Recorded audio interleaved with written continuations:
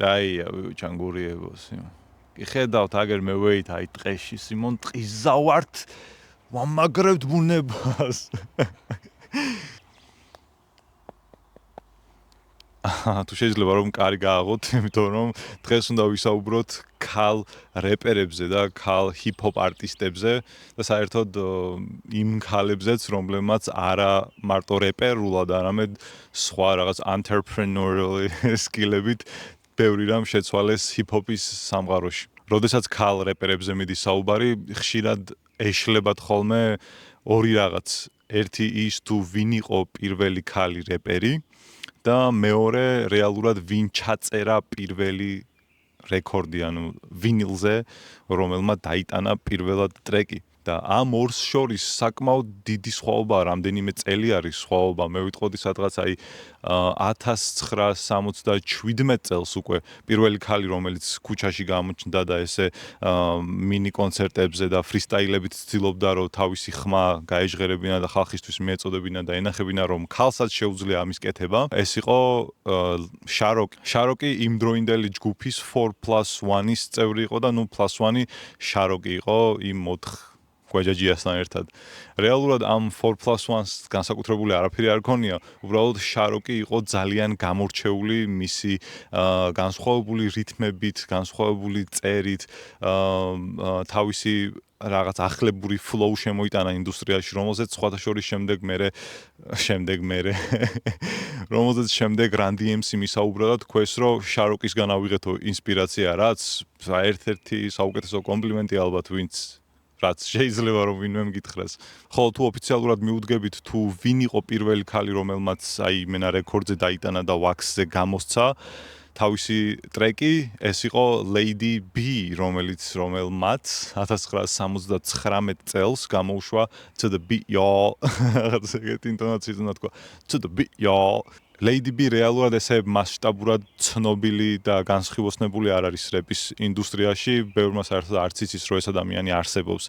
ნუ შესაბამისად შაროკის შესახებაც კი არიციან, უფრო ალბათ Roxanne Shante-მდე მოვდივართ და Roxanne Shante იყო აი თუ ნებისმიერ სხვა ჟანრში პროდიჯი მოვიხსენიებთ ან რავი ისტორიულობაში ან მეცნიერებში მოვიხსენიებთ პროდიჯი ტიპს, რომელმაც აი 13-14 წლის ასაკში რაღაც სასწაული შექმნა, აი ეგ იყო ზუსტად რეპის ინდუსტრიისთვის და ან ჰიპ-ჰოპისთვის Roxanne Shante, იმიტომ რომ 1984 წელს, როდესაც ნუ რა თქმა უნდა იქამდეც აკეთებდა რაღაცებს, მაგრამ 1904 წელს, როდესაც გამოუშვეს ტრეკი Roxanne, ეგ იყო გათვლილი დისად Roxanne Shante-ისთვის 14 წლის ბავშვს დისავენ, ანუ ეს მაინც რომ ჩაიბეჭდა თავში 14 წლის ბავშვს დისავენ, UTFO თუ UTRFO რა ერქვა იმ ჯგუფს უბრალოდ არ მახსოვს, აქ გამოვაჩენ. ეს ტიპები ადგენენ და გადის ეს 14 წლის ბავშვი, გოგო. და რა მოხდა, ანუ Roxanne Shante-მ როგორც კი ეს გაიგო, ეგრევე მარლის სტუდიოში შევარდა, ეგ ბიტი ჩართო და გააფრისტაილა ზევიდან, ანუ დისტრეკი დაუბრუნა ტიპებს ბიტზე ფრისტაილად და უკეთესი იყო, რამაც კიდევ უფრო დიდი აურზაური გამოიწვია, რომ ხალხი გამოსირდა, რა ხდებაო, ბეთო ბიჭო იგი მოხდნოდე, ჭირეთ ვიღაცამ და ბოლოს ისე მოხდა, რომ დაახლოებით 12 ტრეკი გაიგზავნა იქით-აქეთ, ანუ დისავდნენ ესენი ერთმანეთს და ნუ Roxanne იმენა არ ჩერდებოდა არავითარ შემთხვევაში. ერთი საინტერესო ისტორია, კიდე ორი საინტერესო ისტორია, ერთი ფაქტი, ერთი ისტორია. Roxanne Shante-მ ანუ ინსპირაცია საერთოდ იმისი, რომ flower-ი ყოფილიყო და ეს ფრისტაილები დაეწყო და ახალი სიტყვები ესწავლა და ასე შემდეგ. ახლა ხამიანად თუ მიგვინა რაღაც მომენტში წავიქცევი და მე ვინმე ალბათ გამოაქვეყნებს ამ ვიდეოს. რაზე ვსაუბრობდი, ხო, Roxanne Shante-მ ინსპირაცია აიღო Nipsey Russell-ისგან. Nipsey Russell-ი ალბათ ხვდებით, რომ Nipsey Hussle-ი არ არის Nipsey Russell-ი public speaker-ი იყო, რომელსაც შეეძლო ნებისმიერ დროს იდეალური პერსონაჟი Malcolm X-ი რო წარმოიდგინო, ოღონდ Malcolm X-ი რო რეპერი ყოფილიყო. Nipsey Russell-ი მისდაუნებურად ყველაფერს რითმავდა, როდესაც პასუხს სცემდა აუდიტორიას ან რაღაც კითხვას რო დაუსვამდნენ. და Roxanne Shante-ც მაგაზე საუბრობს ზუსტად, რომ ინსპირაცია მისგან ავიღეო, გამომდინარე იქიდან, რომ ნებისმიერ დროს შეეძლო იდეალური პასუხი დაებრუნებია და თან ეს პასუხი ერთმანეთთან ირითმებოდაო რა, ბოლოში ან ტიპი თითქოს ფრისტაილით ებაზრებოდაო კამანდას რა. მეორე საინტერესო ისტორია ის არის, რომ Roxanne Shanti შევიდა მაშინ რა ქვია ნატოში არა და freestyle competition-ში. და ამ freestyle competition-ში ფინალში გავიდა. ანუ უპრობლემოდ გავიდა ეს ხალი ფინალში. და ფინალში როდესაც ჰქონდა შეჯიბრი და საბოლოოდ უკვე ქულები უნდა აეწიათ, ერთმა აწია 10-იანი, მეორემ აწია 10-იანი და მესამემ აუწია 4-იანი. და ეგ ხო საშინელი კონტრასტი, ანუ 10 თუ წერს ერთი ტიპი, მეორე 4 რანაირად დაუწერა და ბოლოს ამ ტიპმა ეგეთი რაღაც იბაზრა, რომ ეხლაო ჰიპ-ჰოპის ბუმი არისო, თელმა სამყარომ უნდა გაიცნოსო ეს კაცები სექსიზმი მიდის აქ ფაქტიურად რა. ეს კაცები და რაღაცაო ან ჰიპ-ჰოპი თელმა სამყარომ უნდა გაიცნოსო და ვიღაც 15 წლის გოგოსო არ მივცემო უფლებას, რომ თელ სამყაროს ანახოს, რომ ეს კაცები არაფერი არ არიანო რა. კონკრეტული მომენტის და იმ ზუსტად სექსიზმის ერთ-ერთი საშინელი ფაქტის გამო, ვაიმე რა ცუდია სექსიზმი. ამ კონკრეტული ფაქტის გამო Roxanne-მა ვერ მოიგო შემდგომში ეს რაღაც შეჯიბრი. თუმცა ამან კიდევ უფრო მეტი ბენზინი მისცა დასაწოვად საომავლოდ, რომ კიდევ უფრო მეტი ტრეკი და რაღაც გამოიშვა. Roxanne Shanti-ზე, როდესაც ვსაუბრობთ, კაკრას იმ პერიოდში ცოტათი უფრო ადრე აუცილებლად უნდა ვახსენოთ Sylvia Robinson-ი. Sylvia Robinson იყო ქალი, რომელმაც თავის დროზე თუ სწორად მახსოვს პოპში ცადა ბედი რაღაც რამდენიმე ტრეკი გამოუშვა და მერე უკვე როდესაც დაამუღამა რომ ეს ჰიპ-ჰოპი ცოტა უკვე წინ წამოიწია, ანუ ფრონტზე იყო სხვა ჟანრებთან შედარებით, ეს ხალი ადგა და დაარსა Sugar Hill Records და ანუ Sugar Hill Gang-ი და Sugar Hill Records-ი და კაროჩე, ანუ იმ ხელა რაღაც არის Sugar Hill Records-ი რეპის ინდუსტრიისთვის, რომ აი წარმოიდგინე დიდი აფეთქებასავით იყო რა. პირველი ტრეკები, რომლებიც რეალურად მაგ დროს გამოიყარა, თუნდაც Rapper's Delight, იმიტომ Rapper's Delight იყო ერთ-ერთი ყველაზე პოპულარული ტრეკი, თუ ყველაზე პოპულარული არა. ვაფშე არა, ხო, ყველაზე პოპულარული ტრეკი იყო იმ დროისთვის. ხო და მაგ დროს რა ერქვათ იმათ sequence-ი ანუ ტრიო იყო ქალების sequence-ი ერქვათ Angie B Cheryl რაღაც და კაროჩე მესამეს აღარ მახსოვს რა ჰქვია. ხო და ეს ტრიო ანუ sequence-ი რაღაც მომენტში მიადგნენ Sylvia Robinsons და backstage-ზე გაურეპეს თუ რაღაც გაუკეთეს მოკლედ. Engine punch, soon as morning punches და Sylvia Robinson-მა ვაიმეო, ეს ხომ საოცრება არის, მუსიმაო? თქვენ აუცილებლად გამოგაშვებიებთ რეკორდს და ნუ sequence-საც ეგეთი დიდი მნიშვნელობა ჰიპ-ჰოპის ისტორიაში არ ჰქონია, თუმცა საინტერესო ფაქტია, რომ ეგ ტრიო არსებობდა. პირველი ტრიო, მოდი ესე ვთქვათ, ქალების პირველი ტრიო ჰიპ-ჰოპ სამყაროში, sequence-ი. ამის შემდეგ უკვე გადავდივართ იმ საფეხურზე, რომელსაც საფუძველი ჩაუყარა თავის დროზე Roxanne Shanti-მ.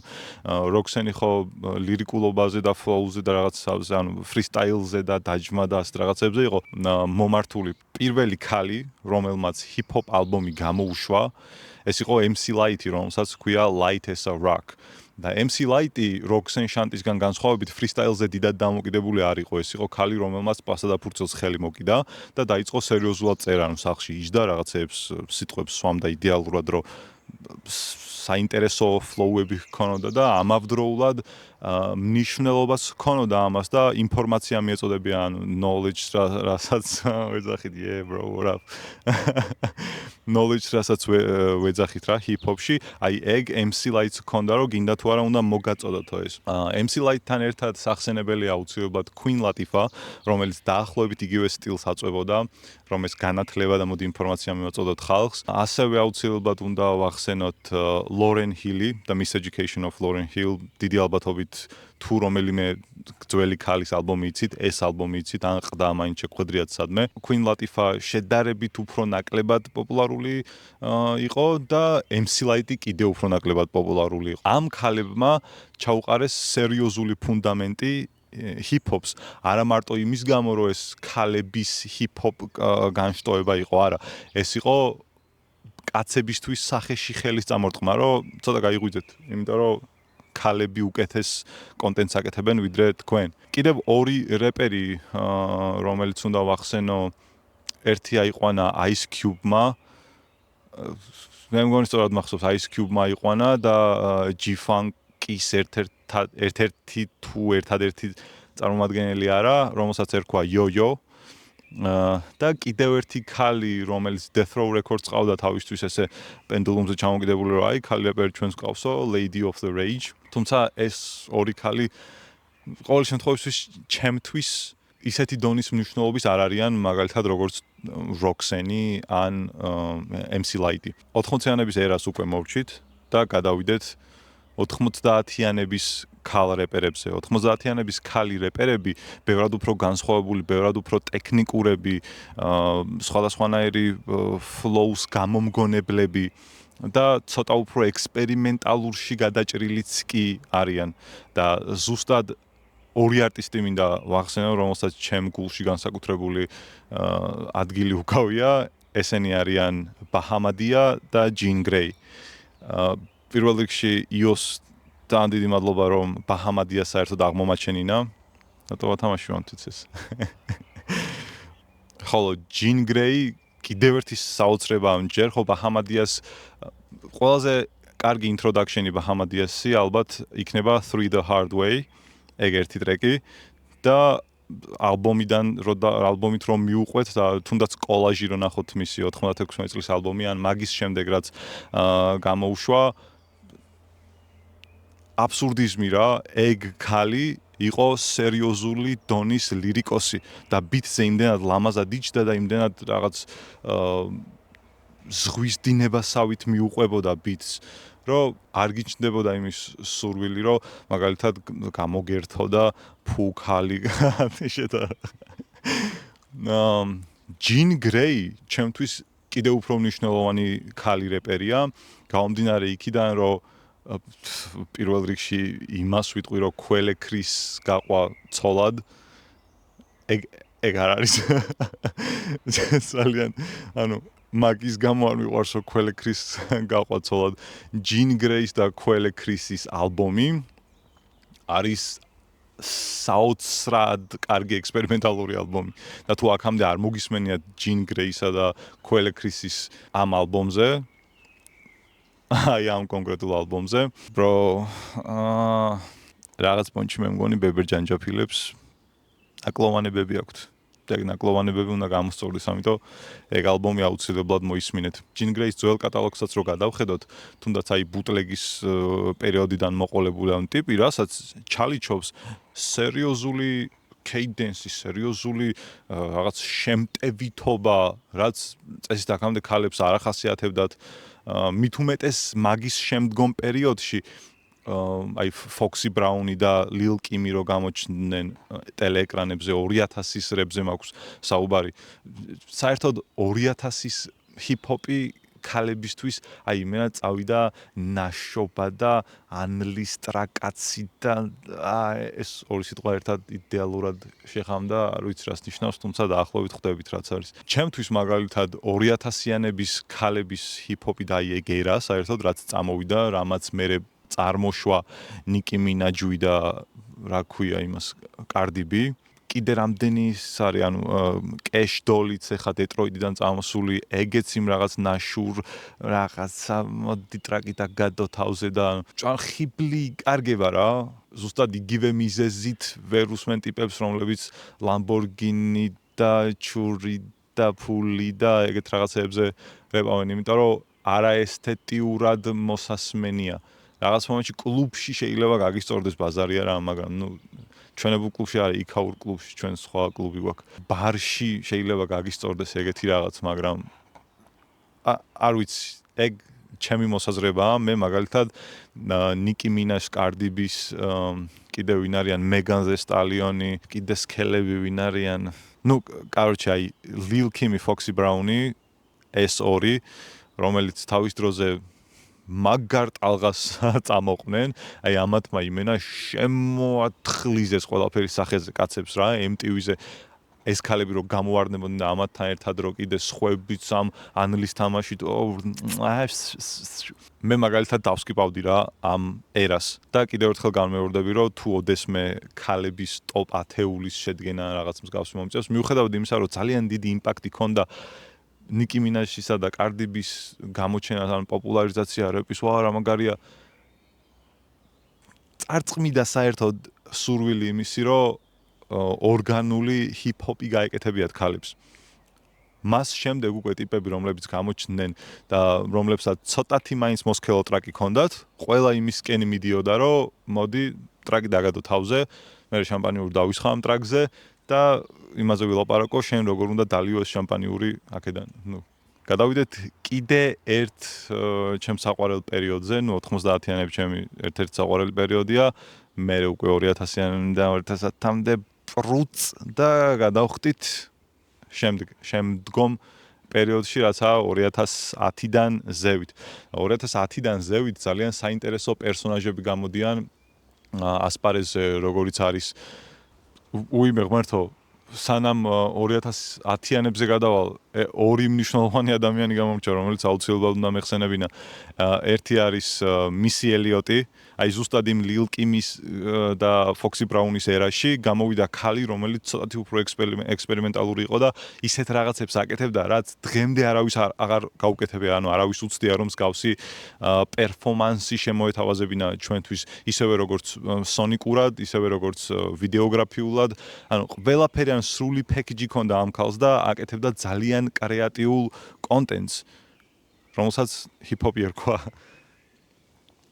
და მეორე ვინც უნდა მეხსენებია, იქით უკვე ღრმა 80-იანებისკენ Salt and Pepper. Salt and Pepper ეს ორი ადამიანი, Salty და Pepper ეგრე ერქვათ, რეგვენი სახელებია, ვიცი, მაგრამ ეგრე ერქვათ. Salt and Pepper იყვნენ ტრამპლინი ერთ-ერთი ჰიპ-ჰოპისთვის 80-იანებში. იმიტომ რომ ამ ორმა ქალბატონმა თავის დროზე შემოიტანეს აი ამ ძველებურ ჰიპ-ჰოპში ცოტა სექსუალურობა და ცოტა stage presence უკვე რომ აი კონცერტებს რო გამოდიოდნენ, ესენი რო დახტოდნენ, კამანდა ყბიროდა უკვე, იმიტომ რომ არ იყო მხოლოდ ვიღაც ერთი ქალი მიკროფონით ესე დამდგარი და რა კარგია რომ ყველაფერი ლამაზია, ჩემი flow მძიმე როგორც კამაზია. ეგ არ იყო რა, იყო აბა ერთად მეგობრებო ვაქნიოთ ხელები ბიზიბი რასაც აკეთებდა კაცებში და ახლობით ეგეთი იყო Salt and Pepper. მიუხედავად იმისა, რომ ცოტა trash პრუც იყო, ამყოლი იყო და თავიდან პოპულარიზაციას ძალიან კარგი საქმე, დიდი საქმე გაუწია თუ კაროჩი. რაც შეეხება 2010 წლის შემდგომ გამოჩენილ ქალ ჰიპ-ჰოპ არტისტებს, ბევრად უფრო დახვეწილები იყვნენ, ბევრად უფრო მცოდნეები იყვნენ, რა თქმა უნდა, ინსტრუმენტებიც მეტი ჰქონდათ, კომპიუტერზე შეეძლოთ უკვე რაღაცების გაკეთება და ეს ქალები არიან ჩემი აზრით იდეალური ვერსიები იმისი თუ როგორი უნდა იყოს ქალი ჰიპ-ჰოპ არტისტი. და ეს არტისტები არიან პირველ რიგში Little Simzy, Rhapsody, Cheno არის, რომელიც შედარებით უფრო ახალი გამოჩენილია, თუმცა Cheno არის ზუსტად იმ რაღაც underground hip-hop boom-bap-ის გადმონაშთი, აი Griselda და კაროჩ ვუთენგური ქალი რაღაც, ეგეთი, მოდი ეგრე ვიტყოდი. Saroki, 4-ზე ავედით, Saroki და ჩემთვის ერთ-ერთი ყველაზე მნიშვნელოვანი ქალი რეპერი არის Eugen Blackrock. ეს ხო ბარემ Eugen Blackrock. Eugeni არის როგორ თქვა, ყველაზე მარტივი შედარება იქნება ალბათ Wu-Tang-დან Jiza ხო გენიოსი იყო და აი Jiza იმ თავის მეცნიერულ რეპს რო ბაზრობდა და ამავდროულად ეს ქალი afro-futurism-ს რო ურევს აქედან მეცნიერებას და ამავდროულად მითოლოგიას და პიზდეთ სიტყვებს რო ხმარობს და თან ამ ყველაფერს რითმავს იდეალურად რაღაც უდედის მტყნელეს ექსპერიმენტალურ მასე ბითებზე. ვინ გაუკეთა ეგ ალბომი? Anima Mysteriumi, ვინ გააკეთა ვეღარ ვიხსენებ ახლა, მაგრამ აი ეს ალბომი Anima Mysteriumi Eugen Blackrock-ის ერთ-ერთი საუკეთესო ნაშრომია. Blindfolded when I swing blades, cursive version of Cronus, my thesis, Van Gogh in geometry like Archimedes, trace my vanishing point. I'm neo-moving anti-clockwise till the cipher is complete. False prophets are the first to seek the shelter of cocoons like the newborn, retreating back into its mother's womb. Out of this world, I search space like quantum physicists, scale the mountain like Moses only to find out where the lizard lives. I crash imbeciles and elevate seers, my order silent mystics, a levitator above fear. Colony of monks, who's the abbot here? Unplug the mic control device like system saboteurs.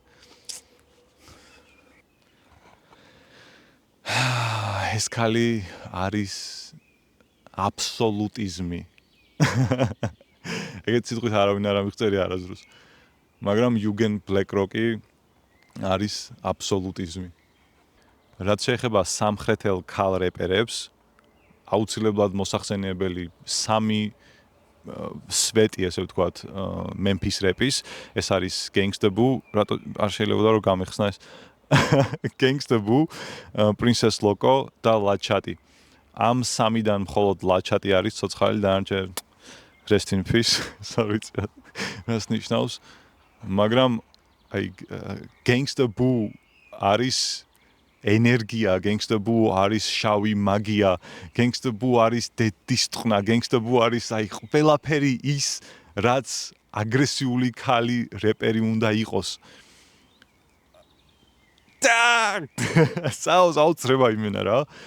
36 Mafias რო ჩაუჯდე მარტო არა აუცილებელი Gangsta Boo-ს რაღაც სოლო რაღაც მოусმინო არა. 36 Mafias რო ჩაუჯდე და მოусმინო და ნახო Gangsta Boo რეპს აკეთებს, თითუ ღმერთო ან Princess Loco მაშინ რა ქვია Tommy Wright-თან ერთად რო არის კამანდაში 10 Wanted Men-ი 10 Wanted Men-ის ალბომში Let Me Kill Em-ში რო Princess Loco შემოდის, აი ჟრუანტელი მივლის ხოლმე ეგეთი პიზდეცია. თან ბიჭო რაღაცნაირი დიდი ქალი რო იჩდება რა და ეს ქალი იარაღით რო ესე გაყრის რა. აი ეგ ქალიც საოცრება და არანაკლებ შემიძლია ვისაუბრო Lachatზე. Lachatს უკვე შეიძლიათ ცალკეც მოусმინოთ, არა აუცილებელი რომ ჯგუფთან ერთად Lachatis ცალკეული ალბომებიც იმდენად მნიშვნელოვანია, რამდენადაც მაგალითად თუნდაც 36 Mafias მთელი ალბომი რა. თან, ანუ Lachats მე მგონი ბევრად უფრო მეტი ჰიტი ქონდა, ვიდრე ამ სხვა ქალებს. რა საინტერესო ფაქტია, სამმათოლიამ გადაგვიფრინა ეხა თავზე. Gangsta Boo, Princess Loco, Lachati.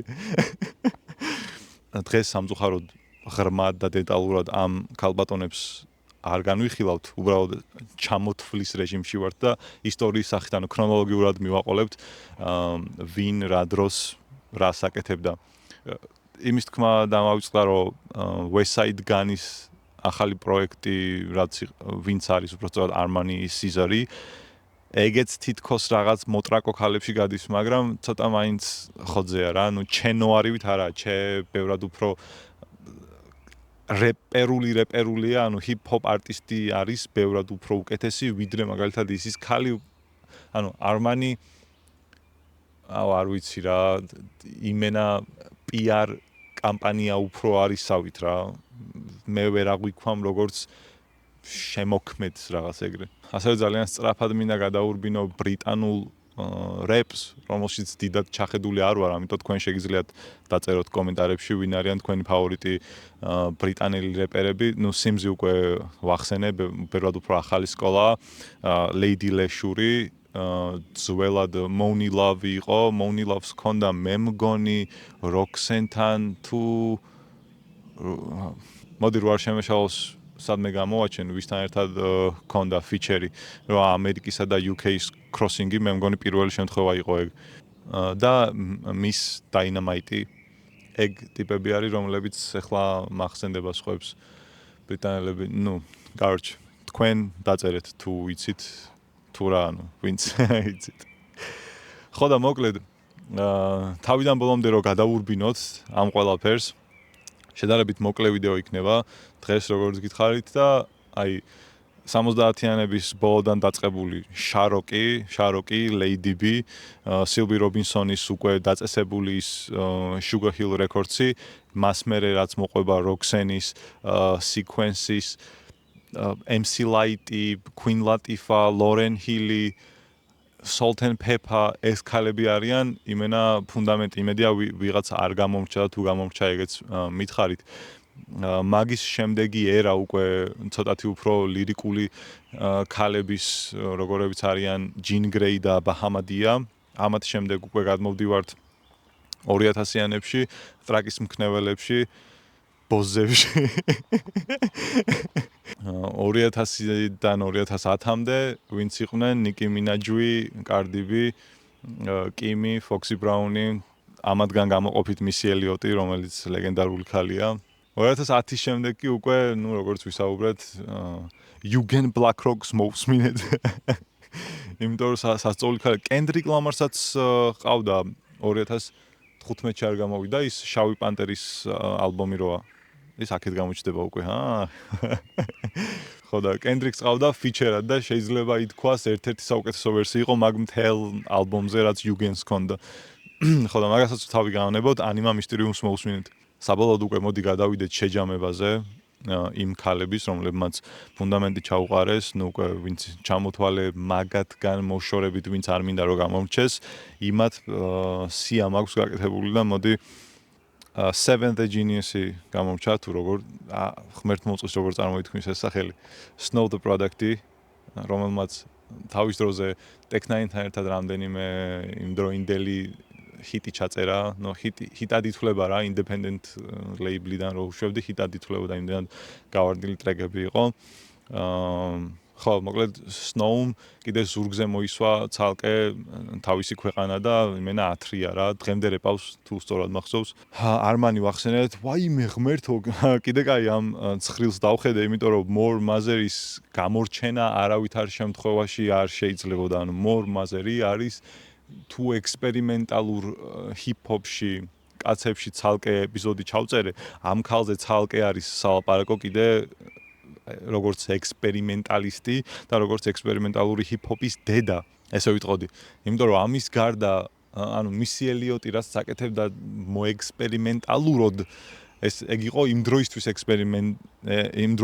დროისთვის იყო ექსპერიმენტალიზმი. ხოლო More Mazer-ი რასაც აკეთებს, ეგ ხო იმენა სრული შემძრეულობაა, იმიტომ რომ ქალი ადგება რაღაც ხმებს გამოიტანს და ამ ხმებზე ან ბაზრობს, ან პროსტა რაღაცას გიყვება ისტორიას. სრული პეკეჯი რა.